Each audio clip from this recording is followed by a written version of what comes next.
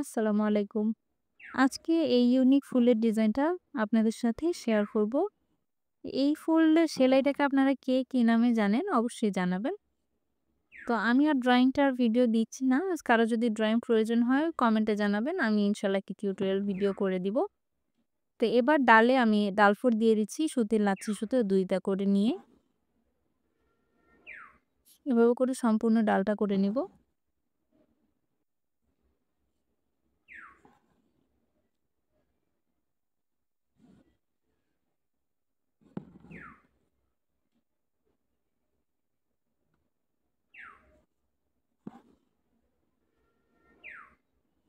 এবার পাতাতে আমি ফিশ বোন স্টিচ দিয়ে দিচ্ছি।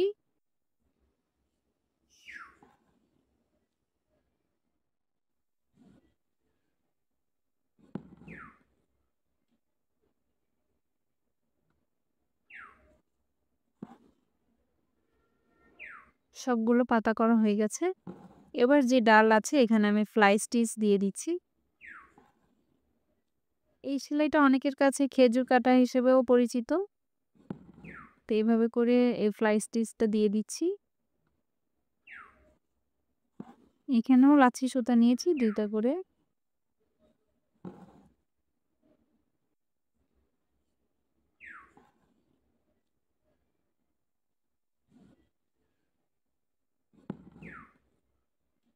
এবার ফুলের আমি ২ টা করে সুতা নিয়েছি লাচ্ছি সুতা আর এভাবে করে ৫ টা স্টিচ দিয়ে দিচ্ছি। একটার থেকে একটা কিছুটা ছোট হবে। এভাবে করে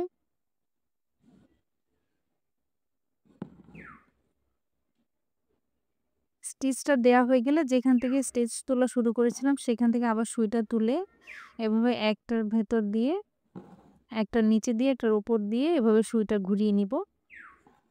ঠিক এভাবে।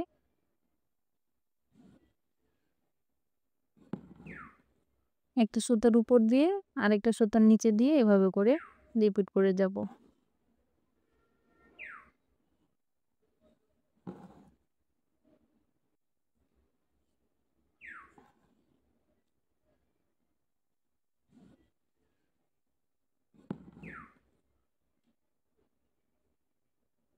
আচ্ছা এই সেলাইটাকে কে কি নামে চিনেন অবশ্যই জানাবেন। আমি আসলে বাংলা নামটা জানি না।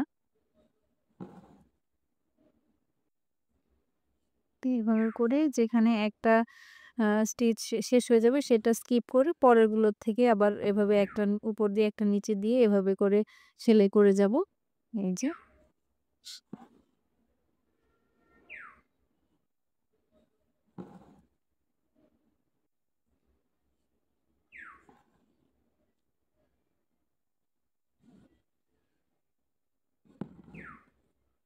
এভাবে সম্পূর্ণ অংশটা ঢাকা হয়ে গেলে আমরা এভাবে সুইটা ঘুরিয়ে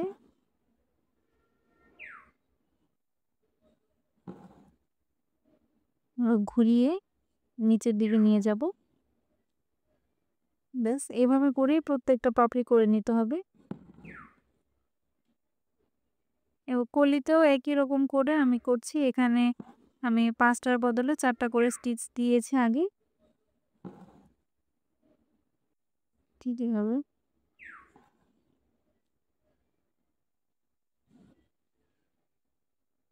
এবার একটা সুতার উপর দিয়ে একটা নিচে দিয়ে এভাবে করে সুতাটা ঘুরিয়ে পেঁচিয়ে নিয়েছি।